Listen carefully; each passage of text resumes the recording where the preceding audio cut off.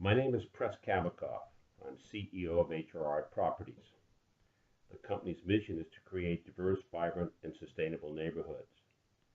There is no more important neighborhood in the city of New Orleans than the actual city center, the major components of which include Charity, Upper Canal Street, and the former Iberville Public Housing Project.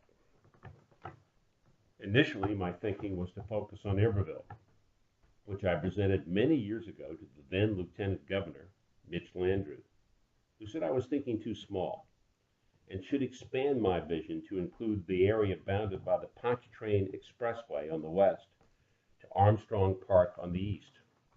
This PowerPoint shows that expanded vision. In determining the health of our city, people worldwide do not look to see how St. Bernard, Plaquemine, the North Shore, New Orleans East, or Jefferson Parish are doing. Our calling card is the 9-mile stretch from Carrollton Avenue to the Industrial Canal, bounded by the 5 miles north to south, river to the lake. That's what you see in this area. A healthy city center raises all metropolitan boats. Our riverfront, also known as the sliver on the river, and our lakefront are healthy. Our soft underbelly is the 9-mile swatch in the city's center from Carrollton to the Industrial Canal.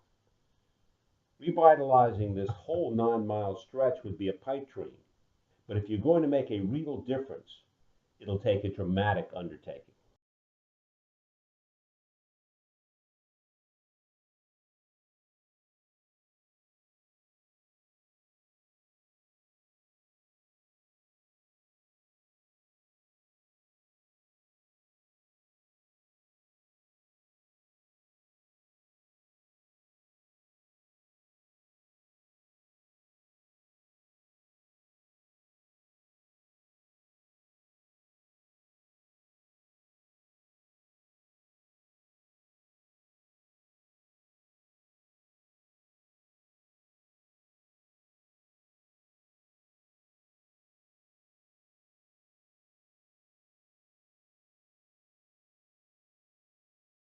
In response to the federal government's choice grant, HRI was designated by the Housing Authority of the City of New Orleans to revitalize Iberville and the surrounding neighborhood.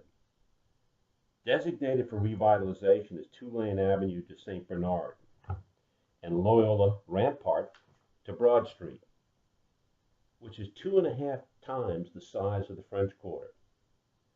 Fixing this city center connects the healthy riverfront to the lakefront, which allows New Orleans to become like a Paris, an Afro-Caribbean Paris, where you can walk from river to lake and experience a safe architectural and cultural delight. Some may say, even this is too ambitious. I say no, because careful examination of this neighborhood shows it to be surrounded by health, French Quarter and CBD on the south, and quality residential on the north. Within the borders of the targeted area are assets including Charity Hospital, Upper Canal Street, Iberville Public Housing, Lafitte Corridor, Armstrong Park Congo Square, Municipal Auditorium, and Greater Treme. These once vibrant assets, now either underutilized or blighted, are all being focused on at the same time and can be revitalized simultaneously over 3 to 5 years and reconnected by streetcars on Canal, Loyola, and North Rampart, a showcase for the 2018 Tricentennial.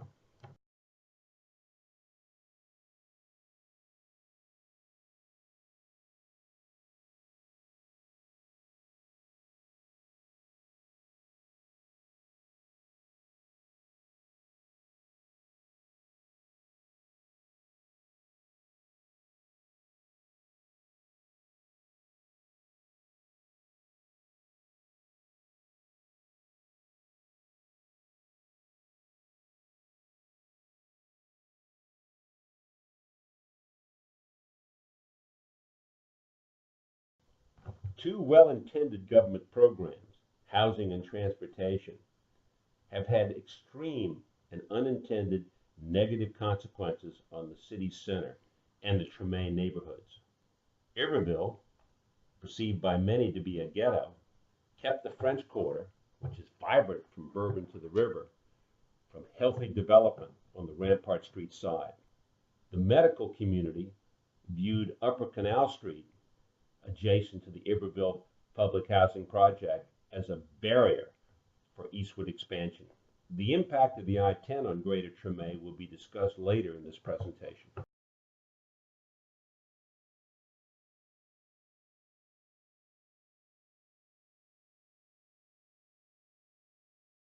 The transformation of Iberville is underway, with construction of 222 units of mixed-income housing on Iberville Street. When completed, the full Iberville 40-acre site will become 900 mixed-income homes, one-third occupied by former public housing residents, one-third workforce units, those with incomes less than $30,000, and the final third market-rate housing. A revitalization similar to St. Thomas in the Laura Garden District, now known as River Garden. Historic buildings along the major spines, Bienville and Marais, will be preserved, with the rest of the Iberville site housing to be newly constructed, drawn upon the architectural vernacular of the former Storyville neighborhood. The Housing Authority is doing an extraordinary job relocating Iberville public housing residents. Urban strategy is highly focused on the human issues that invariably result from this kind of undertaking. The adaptive reuse of the former Texaco Tower on Upper Canal Street is underway. 112 units of elderly housing and retail on the ground floor will be available for occupancy in February of 2014.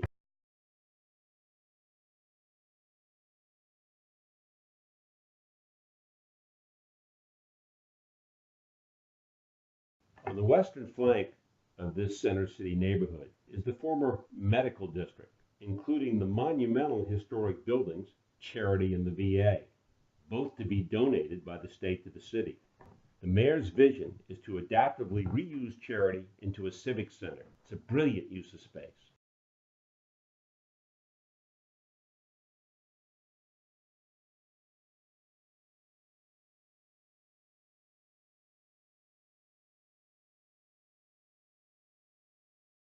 Making a decision on the location of a civic center in a major city should include a prominent physical structure, visibility on the skyline, and the adjacency of green space.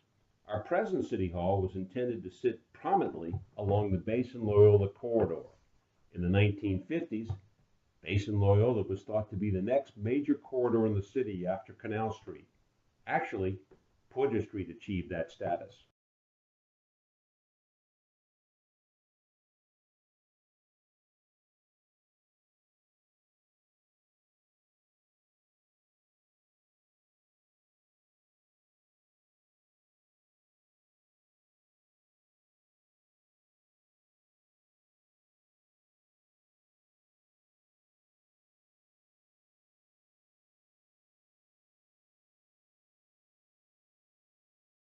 The present City Hall complex is fronted by green space, Duncan Plaza.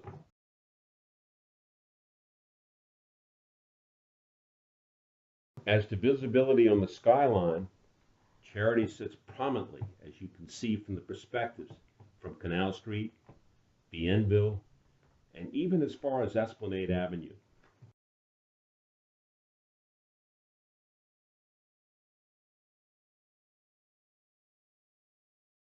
Charity was designed as an important civic building in the Art Deco style, clad in limestone, emulating the buildings in Lincoln Center in New York City.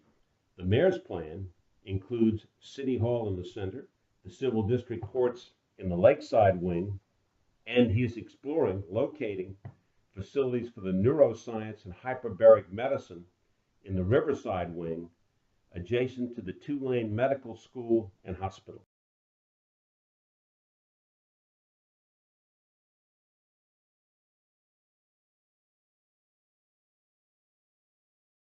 The civil district courts located on the lakeside wing can be fronted by a park between Tulane Avenue and Canal Street, perhaps to be named Justice Park.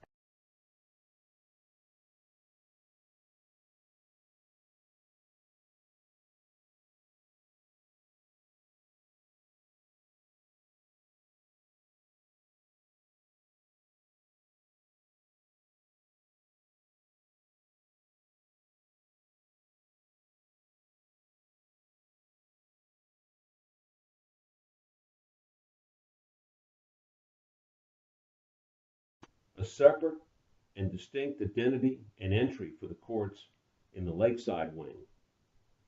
Housing City Hall and the courts in separate wings of Charity creates a powerful city center. Although I fully expect the mayor and the governor to find financing necessary to revitalize Charity for City Hall and other uses, not including the civil district courts is a missed opportunity. I am concerned the financing plan put forth by the courts does not provide sufficient resources to build a new civil district court building. Charity provides the courts substantial savings in construction and a significantly shorter delivery schedule, as well as quality materials that cannot be replicated in new construction. The courts can greatly enhance the reality of creating a new home by joining the mayor in his vision for Charity.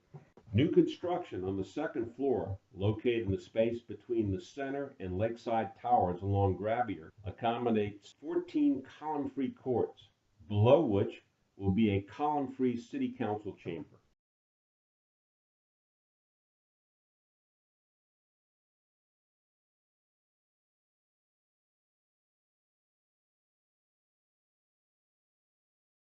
The judges' chambers and jury rooms can be appropriately located adjacent to the newly constructed courts.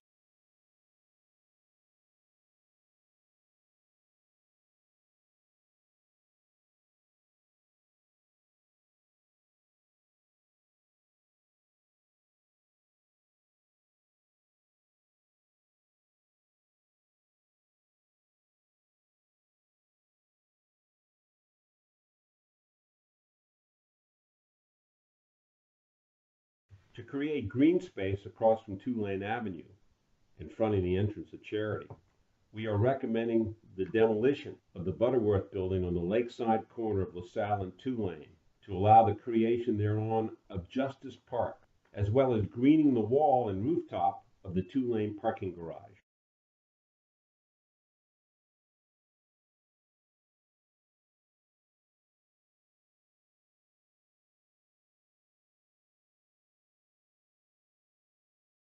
An earlier iteration of this PowerPoint shows the relationship of Charity to Canal Street.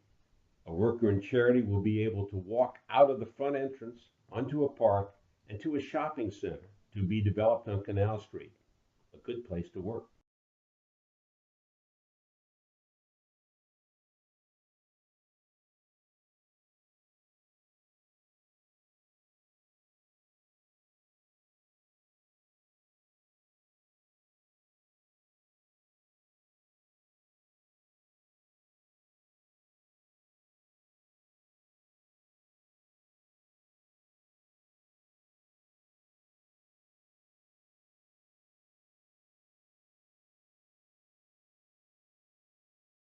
The floor plate of the Riverside Wing accommodates laboratories and research facilities for the neuroscience and hyperbaric medicine.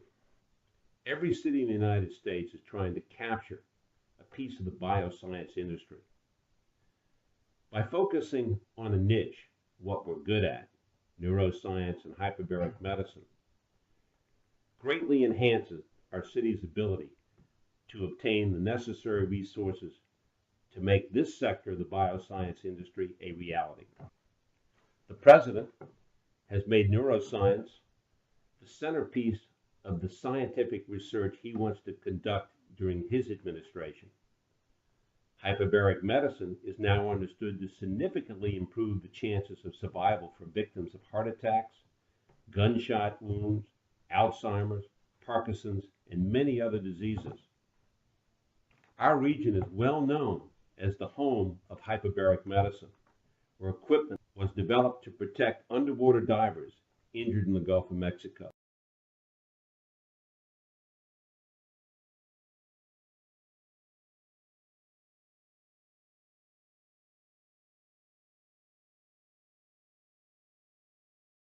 Parking for the many workers contemplated for charity can be accommodated in a 900 car proposed parking garage to be located behind charity across Gravier Street.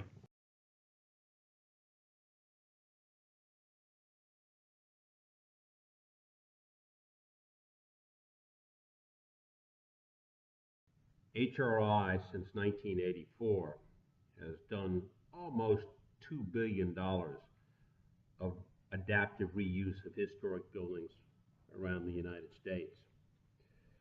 Invariably, you hear that you can't put a hotel in an old department store. You can't put residential in a manufacturing plant or a former office building. Or today, you can't put City Hall or courts in a building formerly built for a hospital. I think we've proven over our history that these concerns are unfounded. Matter of fact, these buildings, with their large windows, great ceiling heights, marble floors and walls, great materials, actually make better buildings than you can afford new construction today. So what our experience is, those that express concern usually come back and after we've won substantial awards for our projects and congratulate us. Upper Canal Street has sufficient vacant property to develop a shopping center, 350,000 square feet, about half the size of Lakeside, with restaurants, apparels, and home furnishing.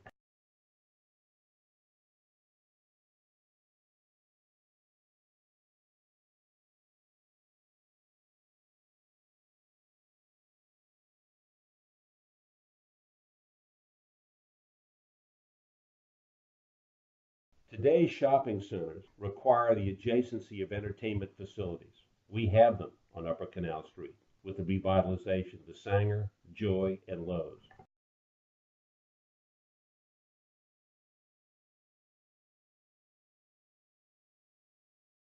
Canal Street, one of the great streets of the world, is 190 feet wide from building face to building face, almost 17 lanes counting the sidewalks and the neutral ground. Great streets of the world are made beautiful by landscaping, particularly trees. The 8 travel lanes on Upper Canal can be modified to add tree islands, as well as trees on the neutral ground, creating a wonderful sense of place.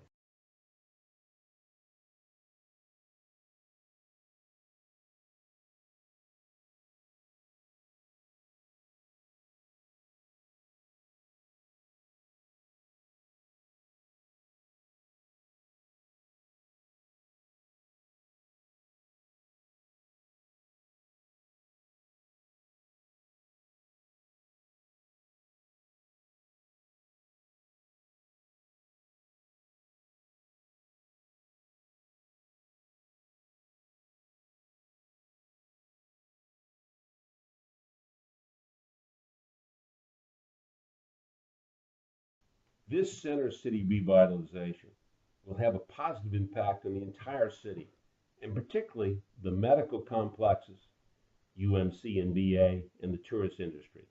The UMC VA hospitals provide New Orleans with medical facilities now competitive with Houston and Birmingham. The adjacency of this city center revitalization builds on our competitive strength, our culture, our mystique, our charm, allowing the medical industry to outcompete its competitors for medical professionals and families of those needing long-term care. Steve Perry, head of the Tourist Commission, wants to grow tourism from 9 to 14 million and knows that the French Quarter is overloaded.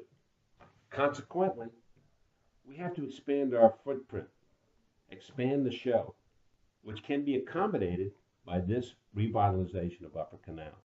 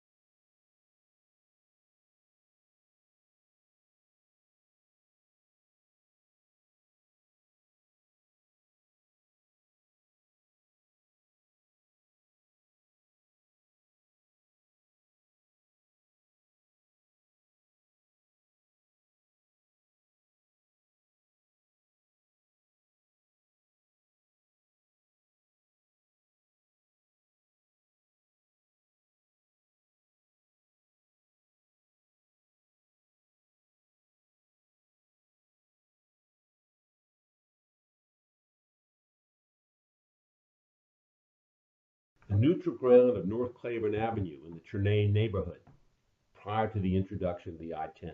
I-10 improvements. The city is a recipient of a $2 million federal grant to study the Claiborne corridor, with one option being taking down the I-10 from Tulane Avenue to Elysian Fields. This could reinvigorate the once vibrant African-American neighborhoods of Greater Chernay. Great walkable neighborhoods are what New Orleans is famous for, our calling card. Objections to removing the I-10 are now being expressed by the Port of New Orleans and those concerned about gentrification. Given this opposition, I recommend a decision on the I-10 be deferred until a regional traffic study is concluded. Hopefully, our levee-protected city will continue to attract people from throughout the United States and the world to live here, and our population can grow to 500,000. It is within that context a regional traffic analysis could consider light rail or fast buses to and from the east, which could ameliorate the unintended consequences of removal of the I-10.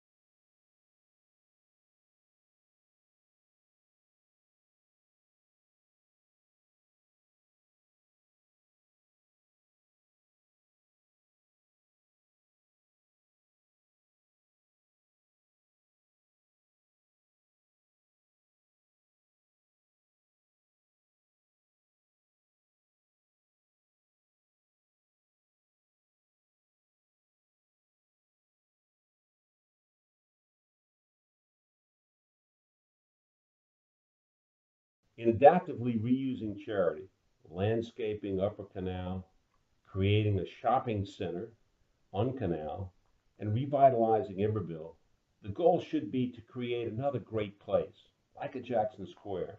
What's that worth to our community? Dr. Tim Ryan, an economist, gave us the answer. This city transformation, he concluded, could be worth $1.9 billion, that's with a B, in present value, new tax dollars for the city and the state.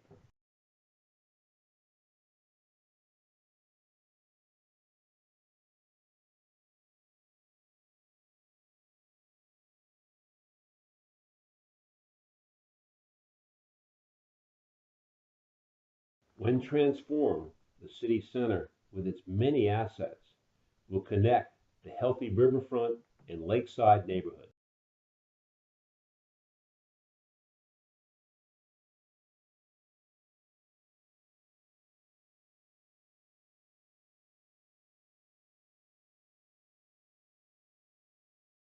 Thank you. I hope this has been enlightening.